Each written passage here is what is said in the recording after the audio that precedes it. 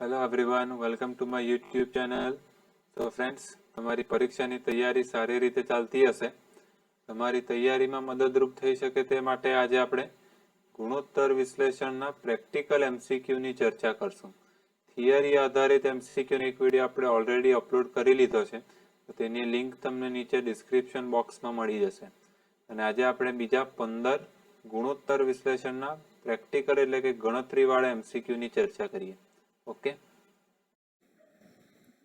Okay friends, તો first MCQ છે, ચાવડા લિમિટેડમાં દેવાદાર ગુણોત્તર 3 માસ છે. કાચા નફાનો ગુણોત્તર 25%, કાચો નફો 4 લાખ અને લેણી હુંડી 25,000 હોય તો વેચાણ અને દેવાદારો કેટલા થાય? ચાલો આપણે પહેલા વેચાણ ગણવાની ટ્રાય કરીએ. તો કાચો નફો આપણી પાસે છે 4 લાખ, કાચા નફાનો ગુણોત્તર છે 25%. તો આપણે કાચા નફાના ગુણોત્તરનું સૂત્ર મૂકીએ તો તેના આધારે આપણને વેચાણ સરળતાથી મળી જશે. બરાબર, તો 25 કાચા નફાનો ગુણોત્તર, કાચો નફો છે 4 લાખ રૂપિયા અને વેચાણ આપણે શોધવાનું છે, તો તેને આપણે એ લખી દઈએ અને ગુણ્યા 100. બરાબર, ક્રોસ કેલ્ક્યુલેશન કરીએ તો એ બરાબર આપણને વેચાણ મળી જશે 4 લાખ ભાગ્યા 25 ગુણ્યા 100. બરાબર, એટલે તમારો આન્સર આમાં આવશે 16 લાખ. તો વેચાણ 16 લાખ છે તેવો કયો ઓપ્શન છે? બી ઓપ્શન છે. બરાબર, બીજા કોઈમાં 16 લાખ છે જ નહીં, એટલે આન્સર આ જ આવશે. છતાં પણ દેવાદાર ગુણોત્તર આપણે ગણવો હોય તો ગણી શકાશે. દેવાદાર કેટલા થાય તે પણ પૂછ્યું છે, તો તેના માટે આપણી પાસે દેવાદાર ગુણોત્તર છે, લેણી હુંડી પણ છે. તો દેવાદાર ગુણોત્તરનું આપણે સૂત્ર મૂકીએ તો દેવાદારો આપ્યા છે 3 માસ, દેવાદાર ગુણોત્તર છે 3 માસ. દેવાદારો આપણે શોધવાના, તો તેને બદલે એ મૂકીએ. લેણી હુંડી સાથે કીધી 25,000 અને ઉધાર વેચાણનો કોઈ રેશિયો નથી આપ્યો, તો કુલ વેચાણને જ ઉધાર વેચાણ માની લઈએ. પૂરેપૂરું ઉધાર વેચાણ છે એમ કરીને 16 લાખ અને વાર્ષિક સમય તો ગુણોત્તર માસમાં છે, તો વાર્ષિક આપણે માસ લખવા પડશે, ગુણ્યા 12 માસ. ઓકે, અને તમે કેલ્ક્યુલેશન કરો તો 16 લાખ ગુણ્યા 3 ભાગ્યા 12 અને તેમાંથી 25,000 માઇનસ થઈ જશે. બરાબર, તો તમને એ બરાબર દેવાદાર ગુણોત્તર મળી જશે 3,75,000 રૂપિયા. બરાબર, તો બી ઓપ્શન આપણો એમસીક્યુમાં સાચો કહેવાશે. 16 લાખ રૂપિયા વેચાણ અને દેવાદાર 3,75,000. ઓકે, ચલો આગળ. ચાલુ ગુણોત્તર 1.5 છે, પ્રવાહી ગુણોત્તર 1 હોય અને દેવાદારો 10,000, લેણી હુંડી 5,000, તરત વેચી શકાય તેવા રોકાણો 25,000, તો સ્ટોક શોધો. અચ્છા, ચાલુ ગુણોત્તર આપણે કંઈક આ રીતે લખીએ, 1.5:1, અને પ્રવાહી ગુણોત્તર પણ તે રીતે લખાય 1:1. આનો મતલબ શું થાય કે 1 રૂપિયાના ચાલુ દેવા સામે 1.5 ચાલુ મિલકત છે અને 1 રૂપિયાના ચાલુ દેવા સામે 1 રૂપિયો પ્રવાહી મિલકતો છે. બરાબર, હવે ચાલુ મિલકત અને પ્રવાહી મિલકતોમાં ફરક એટલો જ હોય કે સ્ટોક નહીં હોય. પ્રવાહી મિલકતોમાં, ચાલુ મિલકતોમાં સ્ટોક પણ હોય, પ્રવાહી મિલકતોમાં સ્ટોક ન હોય. બરાબર, તો આ તમારી ચાલુ મિલકત જ છે એક રીતે, 1.5 અને 1. બરાબર, આ ચાલુ મિલકત અને આ પ્રવાહી મિલકત. તમે બંનેનો ડિફરન્સ કાઢી લો, 1.5 માંથી 1 માઇનસ કરો તો 0.5 આવે. આ જે તફાવત છે તે નક્કી કોનો હશે? સ્ટોકનો. બરાબર, હવે મારી પાસે પ્રવાહી મિલકતો કઈ કઈ છે તેના મારી પાસે નામ છે. 10,000ના દેવાદારો, લેણી હુંડી 5,000 અને રોકાણો 25,000ના. તો અહીંયા તેનો સરવાળો આપણે કરી દઈએ. બરાબર, તો 40,000 રૂપિયા ટોટલ પ્રવાહી મિલકત છે. તો અહીંયા ખાલી હવે તમારે એક પદ જ લખવાનું રહેશે કે 1 રૂપિયો પ્રવાહી મિલકતો હોય. બરાબર, ત્યારે સ્ટોક આપણો કેટલો છે? ડિફરન્સ પ્રમાણે 0.5. તો આપણી પાસે પ્રવાહી મિલકતો ટોટલ કેટલી છે? 40,000. તો સ્ટોક કેટલો થાય? બરાબર, અને તમે આન્સર ગણો તો 20,000 રૂપિયા આવશે તમારો સ્ટોક છે. ઓપ્શનમાં સી ઓપ્શન છે 20,000, તો તે સાચો કહેવાશે. ઓકે, ચલો આગળ. એક કંપની પાસે 12%ના 6 લાખના ડિબેન્ચર છે. વ્યાજ કર બાદ નફો 2,25,000 અને કરવેરાનો દર 60% હોય તો વ્યાજ આવરણ ગુણોત્તર શોધો. વ્યાજ આવરણ ગુણોત્તરનું અહીંયા મેં સૂત્ર લખી રાખ્યું છે, વ્યાજ કર પહેલા નફો અને લાંબા ગાળાના દેવાનું વ્યાજ. આપણને કયો નફો જોઈએ? વ્યાજ કર પહેલાનો. આપણને આપ્યો છે વ્યાજ અને કર બાદનો. તો તમારે ઊંધી ગણતરી કરવી પડશે. સામાન્ય રીતે આપણે આ રીતે સીધી ગણતરી કરીએ, વ્યાજ કર પહેલાનો નફો, તેમાંથી વ્યાજ માઇનસ થાય, પછી કરવેરા માઇનસ થાય, એટલે વ્યાજ કર બાદ નફો આવે. આપણી પાસે વ્યાજ કર બાદ નફો ઓલરેડી છે. બરાબર, તો આપણે ઊંધી ગણતરી કરવી પડશે. અહીંયા હું લખી દઉં છું 2,25,000 જે આપણને નફો આપ્યો છે તે. હવે કરવેરાનો દર 60% છે, તો અહીંયા થોડુંક ધારી લઈએ કે કર પહેલાનો નફો જો 100 હોય તો કરવેરા 60 થાય, તો વ્યાજ કર બાદ નફો આવે 40. તો આનો તમે પદ લખો કે 40 બરાબર 2,25,000, તો 60 પર કેટલા? તો તમને કરવેરા મળશે 3,37,500 અને તેને 2,25 માં ઉમેરી દે, ઊંધી ગણતરી કરીએ છીએ તો 5,62,500 આવશે કર પહેલાનો નફો. બરાબર. હવે વ્યાજ આપણે ગણી શકીએ છીએ લાંબા ગાળાના દેવા પર 12%ના 6 લાખના ડિબેન્ચર છે, તો 6 લાખના 12% પ્રમાણે 72,000 રૂપિયા વ્યાજ માઇનસ થઈ ગયું છે.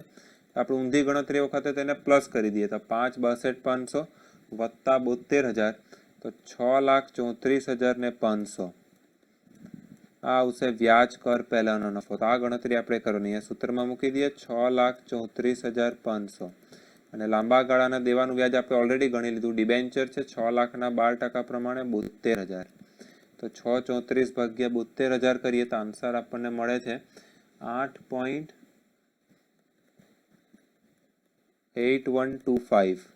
બરાબર. તો આવો કોઈ ઓપ્શન છે આપણી પાસે? સી ઓપ્શન છે, 8.813 રાઉન્ડ ફિગર પ્રમાણે. તો સી ઓપ્શન આમાં સાચો કહેવાશે. ચલો આગળ. સંચાલન ખર્ચા 1,18,800 છે, કાચા નફાનો ગુણોત્તર 44%, સંચાલન ગુણોત્તર 80% હોય તો વેચાણ શોધો. અચ્છા, એટલે સંચાલન ગુણોત્તર પરથી વેચાણ શોધવાનો એમસીક્યુ છે. અચ્છા, આપણી પાસે કાચા નફાનો ગુણોત્તર છે 44%. તેનો મતલબ શું થાય કે જો વેચાણ 100 રૂપિયા હોય તો કાચો નફો 44 છે, તો હું વેચાણમાંથી કાચો નફો કાઢી નાખું તો મારી પાસે વેચેલ માલની પડતર આવી જાય 56 રૂપિયા. આ વેચેલ માલની પડતર છે. બરાબર. વેચેલ માલની પડતર એટલે નફા વગરનું વેચાણ, તો 56 વેચેલ માલની પડતર આવે.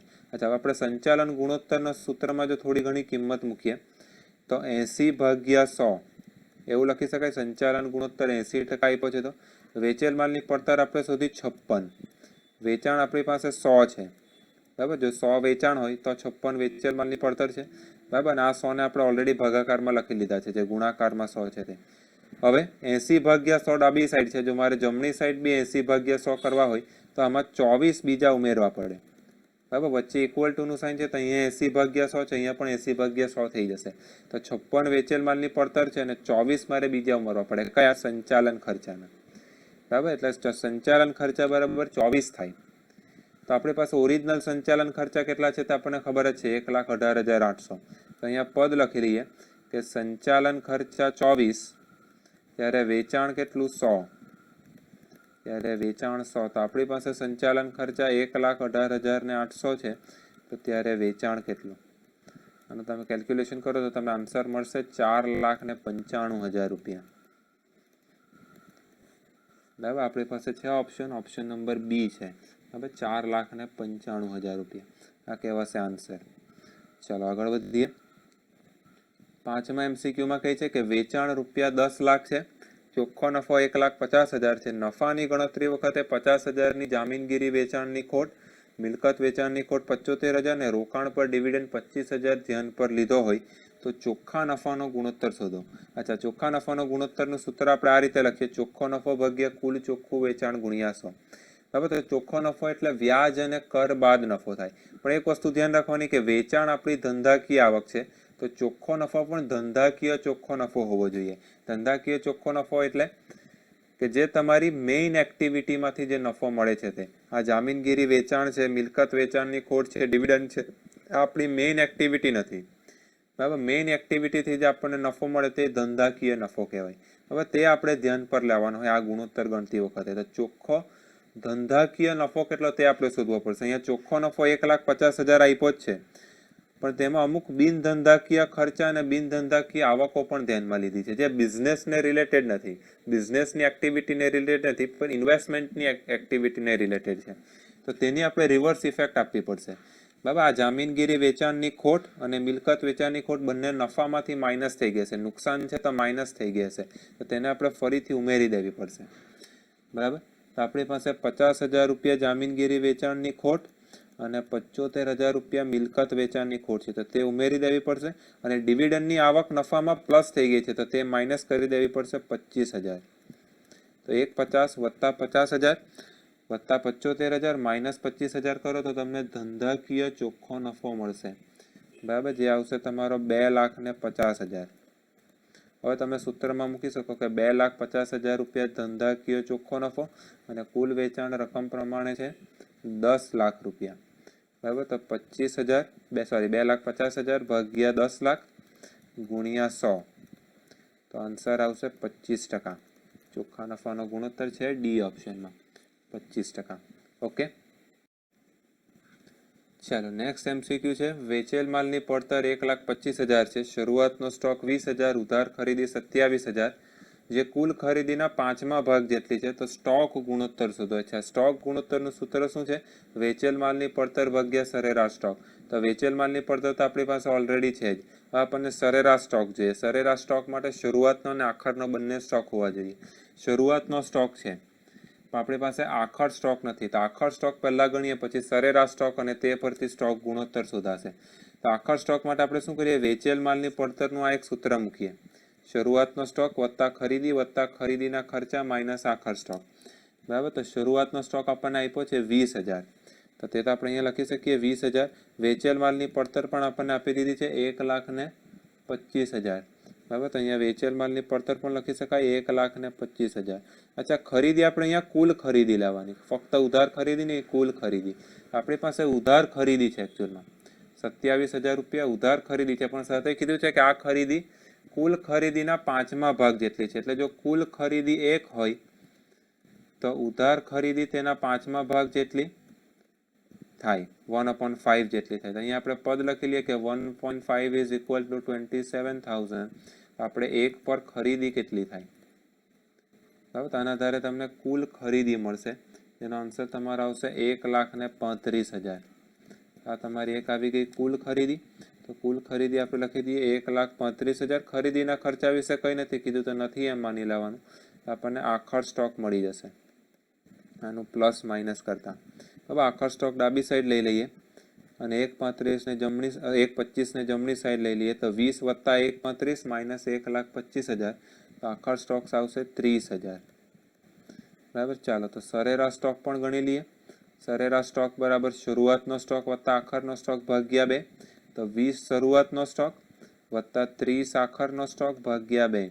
તો 20 વત્તા 30 એટલે 50, 50 ભાગ્યા 2 એટલે 25,000 રૂપિયા સરેરાશ સ્ટોક. હવે સ્ટોક ગુણોત્તરના સૂત્રમાં મૂકી દે સરળતાથી. વેચેલ માલની પડતર 1,25,000 અને ભાગ્યા થઈ જશે 25,000 રૂપિયાનો સરેરાશ સ્ટોક. તો આન્સર આવશે 5 વખત. બરાબર છે. ઓપ્શનમાં બી ઓપ્શનમાં છે 5 વખત. બરાબર. આ તમારો આન્સર. ચલો આગળ.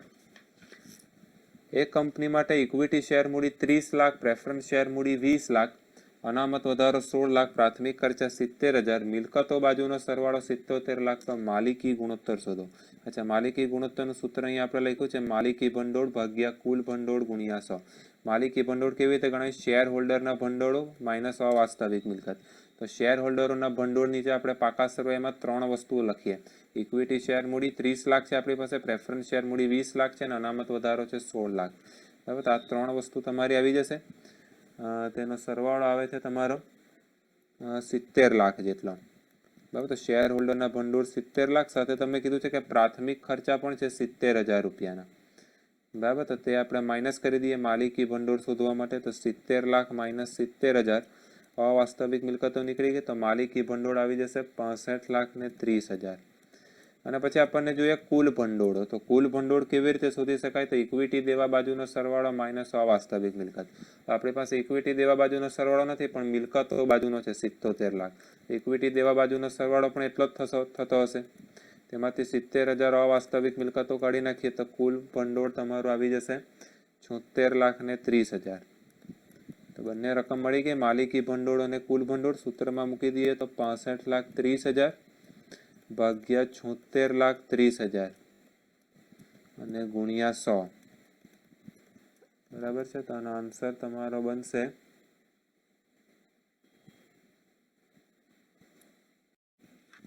આન્સર તમારો બનશે 85.58%. બરાબર. તો એ આન્સર તમારો આવશે 85.58. ઓકે, ચલો આગળ વધીએ. 8મું છે વિદ્યા લિમિટેડ નીચેની માહિતી આપે છે. તો વ્યાજ કર પહેલાના નફાથી વ્યાજ કર બાદ સુધીની ગણતરી એક આપી છે અને આ બાજુ ઇક્વિટી શેર મૂડી, પ્રેફરન્સ શેર, અનામત વધારો અને જાહેરાત ખર્ચા. 3 જવાબ શોધવાના છે. રોકાયેલી મૂડી પર વળતર દર, માલિકી ભંડોળ પર વળતર દર અને ઇક્વિટી શેર હોલ્ડરના ભંડોળ પર વળતર દર. ચાલો આપણે 3 ના સૂત્ર ચેક કરીએ અને આન્સર ગણવાની ટ્રાય કરીએ.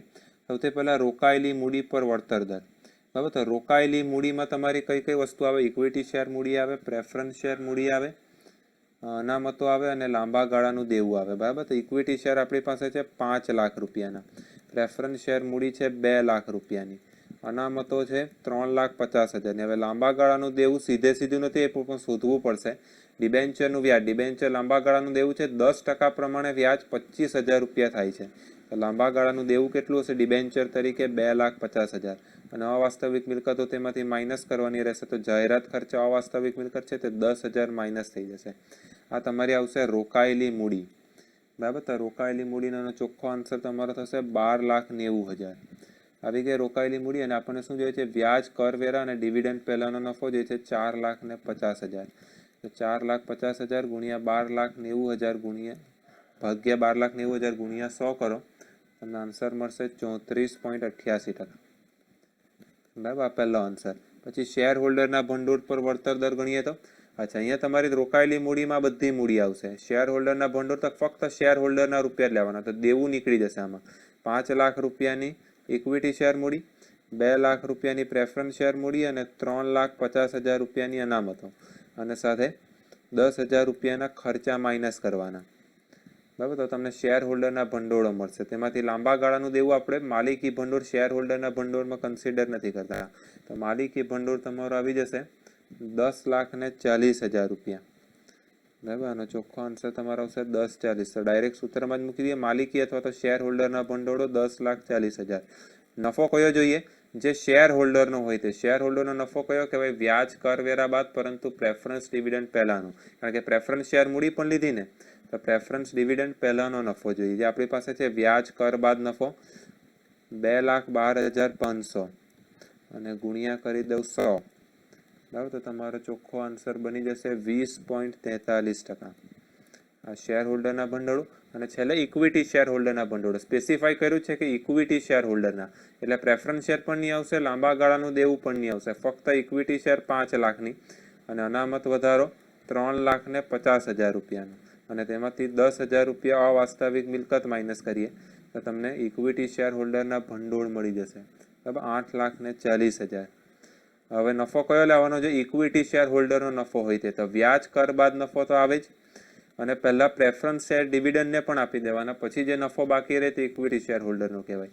તો પ્રેફરન્સ ડિવિડન્ડ આપણે ગણી શકીએ 10%ની પ્રેફરન્સ શેર મૂડી 2 લાખ રૂપિયા છે, તો 20,000 રૂપિયા પ્રેફરન્સ ડિવિડન્ડ નીકળી જશે ગુણ્યા 100, બરાબર. તો છેલ્લે ઇક્વિટી શેર હોલ્ડરના ભંડોળ પર વળતર દર તમારો આવે છે 22.91%. આ 3 આન્સર 34.88, 20.43 અને 22.91, બરાબર. તો તમારો આન્સર આવશે એ 34.88, 20.43 અને 22.91 અથવા તો 92. તો એ આન્સર તમારો સાચો કહેવાશે. ચલો આગળ. રાજ લિમિટેડના ચાલુ દેવા 1,50,000 છે, શેર હોલ્ડરના ભંડોળો 4,50,000 છે, કુલ મિલકતોનો સરવાળો 7,50,000 છે. તો લાંબા ગાળાના દેવાના આધારે દેવા ઇક્વિટી ગુણોત્તર શોધો છે. અહીંયા સૂત્રમાં ઓલરેડી લખી લીધું છે, દેવા ઇક્વિટી ગુણોત્તર બરાબર લાંબા ગાળાના દેવા ભાગ્યા માલિકી ભંડોળો ગુણ્યા 100, બરાબર છે. અચ્છા, પહેલા માલિકી ભંડોળ ગણીએ તો ઉપર આપણે જોયું તે પ્રમાણે માલિકી ભંડોળો એટલે શેર હોલ્ડરના ભંડોળો, બરાબર. તો શેર હોલ્ડરના ભંડોળ આપણી પાસે ઓલરેડી છે 450, તો તે તો અહીંયા આપણે મૂકી જ શકીએ. 4,50,000 ગુણ્યા 100 પણ કરી દઈએ. લાંબા ગાળાના દેવા કેટલા તે આપણને જોઈએ, પણ તે સીધે સીધા આપ્યા નથી. આપણી પાસે ચાલુ દેવા છે, શેર હોલ્ડરના ભંડોળો છે અને મિલકતોનો સરવાળો છે, બરાબર. તો ઇક્વિટી દેવા બાજુ પાકા સર્વેમાં આપણે સામાન્ય રીતે મુખ્યત્વે 3 હેડિંગ લખીએ, એ શેર હોલ્ડરના ભંડોળો, બિન ચાલુ દેવા અને ચાલુ દેવા. તો જેટલો મિલકતો સાઈડનો સરવાળો થાય તેટલો જ ઇક્વિટી દેવા બાજુનો પણ થવાનો. તો અહીંયા કુલ સરવાળો અહીંયા પણ લખી શકું 7,50,000. મારી પાસે ચાલુ દેવા છે 1,50,000ના અને શેર હોલ્ડરના ભંડોળ છે 4,50,000ના. તો જે તફાવત રહેશે તે તમારું બિન ચાલુ દેવું એટલે કે લાંબા ગાળાનું દેવું કહેવાશે 1,50,000. તો આ રીતે તમને મળે છે, બરાબર, બિન ચાલુ દેવું અથવા તો લાંબા ગાળાના દેવું 1,50,000. તો 1,50 ભાગ્યા 450 ગુણ્યા 100, બરાબર. આનો તમે આન્સર ગણવાની ટ્રાય કરો તો તમારો આન્સર આવશે 33.1/3%, બરાબર. આ તમારો આન્સર કહેવાશે એ. ચલો નેક્સ્ટ છે હવે 10% પ્રેફરન્સ શેર મૂડી પર ડિવિડન્ડ 60,000 રૂપિયા છે. 12% ડિબેન્ચર્સ 2 લાખ, ઇક્વિટી શેર મૂડી 12 લાખ. તો મૂડી ગિયરિંગ ગુણોત્તર શોધો. અચ્છા, આપણું સૂત્ર છે મૂડી ગિયરિંગ ગુણોત્તરનું સ્થિર બોજવાળી મૂડી ભાગ્યા અસ્થિર બોજવાળી મૂડી ગુણ્યા 100. તો કોના પર સ્થિર બોજ છે? જેના પર તમારે નિશ્ચિત દરે વ્યાજ અથવા તો ડિવિડન્ડ ચૂકવવાનું હોય તે સ્થિર બોજવાળી મૂડી છે. હવે આપણી પાસે પ્રેફરન્સ શેર મૂડી પર નિશ્ચિત ટકા છે 10%, તો તે સ્થિર બોજવાળી મૂડી કહેવાશે. ડિવિડન્ડ 60,000 છે, તો 10% લેખે ડિવિડન્ડ 60,000 હોય તો મૂડીની રકમ 6 લાખ રૂપિયા થાય. અને ડિબેન્ચરની રકમ આપી દીધી છે 12%ના ડિબેન્ચર છે 2 લાખ. બરાબર ને? અસ્થિર બોજવાળી મૂડી એક જ કહેવાય, ઇક્વિટી શેર મૂડી જેના પર નિશ્ચિત દરે કોઈ પણ ડિવિડન્ડ ચૂકવવાનું હોતું નથી. બરાબર, તો અસ્થિર બોજ છે તો ભાગ્યા 12 લાખ અને ગુણ્યા 100. તો 6 ને 2 8 લાખ, 8 લાખ ભાગ્યા 12 લાખ ગુણ્યા 100 કરો તો 66.66% તમારો આન્સર આવશે. એટલે કે 66.1/6%. બરાબર, આ તમારો આન્સર. ચલો આગળ. એક કંપનીમાં રોકડ 20,000, બેંક સિલક 90,000, તરત વેચી શકાતા રોકાણો 50,000 અને ચાલુ દેવા 240 છે. તો એસિડ કસોટી ગુણોત્તર શોધો. અચ્છા, એસિડ કસોટી ગુણોત્તરનું સૂત્ર શું બને છે? ઝડપી મિલકતો ભાગ્યા ચાલુ દેવા. હવે તો ઝડપી મિલકતોમાં આપણે કઈ કઈ લઈએ છીએ? રોકડ, બેંક સિલક, તરત વેચી શકાય તેવા રોકાણો અને લેણી હુંડી. તો ખાલી સરવાળો જ કરવાનો છે. રોકડ સિલક છે 20,000, બેંક સિલક છે 90,000, તે પણ આવી જ જશે સાથે, અને તરત વેચી શકાય તેવા રોકાણો છે 50. લેણી હુંડી નથી આપી તો તે નથી લાવવાની. હવે આનો તમે સરવાળો કરી દો તો તમારો આન્સર બનશે 1,60,000. બરાબર, અને ચાલુ દેવા તો છે જ 2,40,000. તો ડાયરેક્ટ સૂત્રમાં જ આપણે મૂકી દઈએ 1,60,000 ભાગ્યા 2,40,000. તો આન્સર બનશે તમારો 0.67. બરાબર, 0.67 બી આન્સર. ચાલો આગળ વધીએ. લેણદાર ગુણોત્તર છે 5 માસ. લેણદારોની આખર બાકી 66,000, દેવી હુંડી 64,000. તો ઉધાર ખરીદી કેટલી થશે? અચ્છા, લેણદાર ગુણોત્તરનું સૂત્ર મૂકવું પડશે. લેણદાર વત્તા દેવી હુંડી ભાગ્યા કુલ ચોખ્ખી ખરીદી ગુણ્યા વાર્ષિક સમય. તો લેણદાર ગુણોત્તર છે 5 માસ, લેણદારોની આખર બાકી છે 66,000, દેવી હુંડી છે 64,000, ખરીદી શોધવાની છે તેને બદલે કોઈ આલ્ફાબેટ મૂકી દઈએ. અને વાર્ષિક સમય તો માસમાં ગુણોત્તર આપ્યો છે તો વાર્ષિક સમય પણ માસમાં લખાશે ગુણ્યા 12 માસ. બરાબર, અને ક્રોસ કેલ્ક્યુલેશન જ કરવાની છે. 66,000 વત્તા 64,000 ભાગ્યા 5. બરાબર, એ બરાબર 5 ને છેદમાં લઈ લઈએ અને ગુણ્યા 12. બરાબર, તમારો આન્સર આવશે. એનું કેલ્ક્યુલેશન કરો તો 3,12,000 રૂપિયા છે. આપણી પાસે ઓપ્શનમાં ડી ઓપ્શનમાં છે 3,12,000. ચલો આગળ. રોકાયેલી મૂડી બરાબર 1,80,000 છે. કાયમી મિલકતો આ 180 છે. બરાબર, કાયમી મિલકતો 7,40,000 છે. તો લાંબા ગાળાના ભંડોળ સાથે કાયમી મિલકતનો ગુણોત્તર શોધો. અચ્છા, લાંબા ગાળાના ભંડોળ સાથે કાયમી મિલકતનો ગુણોત્તરનું સૂત્ર આ છે. લાંબા ગાળાના ભંડોળ ભાગ્યા કાયમી મિલકત ગુણ્યા 100. બરાબર, તો લાંબા ગાળાના ભંડોળ એટલે જ રોકાયેલી મૂડી થાય. બંનેનો અર્થ એક જ છે. તો ખાલી સૂત્રમાં જ મૂકવાનું બાકી રહે છે. 1,80,000 ભાગ્યા 7,40,000 ગુણ્યા 100. બરાબર છે. તો આન્સર તમારો આવે છે 24.32%. અને ઓપ્શન છે એ. ચાલો આગળ વધીએ. મહાવીર લિમિટેડના સંચાલન ખર્ચા નાણાકીય ખર્ચ સિવાય 2,46,000 છે. કાચો નફો 10 લાખ, ઇક્વિટી શેર પર વળતર દર 30%, 10%ના ડિબેન્ચર 3 લાખ, 12%ની જાહેર થાપણો 2 લાખ, ઇક્વિટી શેર દીઠ ભરપાઈ રકમ 50, પ્રેફરન્સ શેર ડિવિડન્ડ 50,000, કરવેરાનો દર 50%. તો શેર દીઠ કમાણી કેટલી થશે? બરાબર, તો શેર દીઠ કમાણીનું સૂત્ર આ છે. વ્યાજ કર બાદ નફો માઇનસ પ્રેફરન્સ ડિવિડન્ડ ભાગ્યા ઇક્વિટી શેરની સંખ્યા. હવે આપણને વ્યાજ કર બાદ નફો જોઈએ. આપણને આપ્યો છે કાચો નફો. બરાબર, તો કાચા નફા પરથી આપણે વ્યાજ કર બાદ નફા સુધી પહોંચવું પડશે. તો કેવી રીતે પહોંચાશે? તો અહીંયા તમારી કેલ્ક્યુલેશન થશે. પહેલાં કાચો નફો. બરાબર, કાચો નફો તમારા વેપાર ખાતાનો જવાબ છે, જે નફા નુકસાન ખાતે ટ્રાન્સફર થઈને આવે છે તમારો છે 10 લાખ. આમાં આપણે નફા નુકસાનની અંદર લખાતા ધંધાકીય ખર્ચાઓ અને ધંધાકીય આવકો પ્લસ માઇનસ કરીએ. આવકો પ્લસ થાય, ખર્ચાઓ માઇનસ થાય. આવકો આપણી પાસે કોઈ નથી ખર્ચા છે, સંચાલન ખર્ચા જે છે તે તમારા ધંધાકીય ખર્ચા છે એક રીતે, તો 2,46,000 માઇનસ થઈ જશે. આમાં વ્યાજમાં નથી આવ્યું. વ્યાજ નાણાકીય ખર્ચ એને ઉપર કીધું હતું તે પ્રમાણે, સંચાલન ખર્ચા નાણાકીય ખર્ચ સિવાયના છે. તો 10 લાખમાંથી 2,46 માઇનસ કરો તો 7,54,000 રૂપિયા વ્યાજ કર પહેલાનો નફો આવે. આનામાં બે દેવું છે તમારી પાસે, લાંબા ગાળાનું ડિબેન્ચર અને જાહેર થાપણો, બંનેનું વ્યાજ માઇનસ કરીએ. અનુક્રમે ડિબેન્ચરનું વ્યાજ માઇનસ થશે 30,000 અને જાહેર થાપણનું વ્યાજ માઇનસ થશે 24,000. તો 7,54,000માંથી 30,000 અને 24,000 માઇનસ કરતા બાકી રહેશે 7 લાખ રૂપિયા, બરાબર. અને 50% કરવેરાનો દર છે, તો 7 લાખનો અડધા થઈ જશે 3,50,000, બરાબર. અને બાકી પણ રહેશે 3,50,000. એટલે તમને વ્યાજ કર બાદ નફો તો મળી ગયો. સૂત્રમાં મૂકવું હોય અહીંયા તો 3,50,000 રૂપિયા વ્યાજ કર બાદ નફો મળી ગયો. પ્રેફરન્સ ડિવિડન્ડ રેડીમેડ આપ્યું છે રકમમાં 50,000 રૂપિયા. હવે આપણને જોઈએ ઇક્વિટી શેરની સંખ્યા. ઇક્વિટી શેરની સંખ્યા ગણવા માટે આપણને કઈ માહિતી આપી છે તે જોઈએ.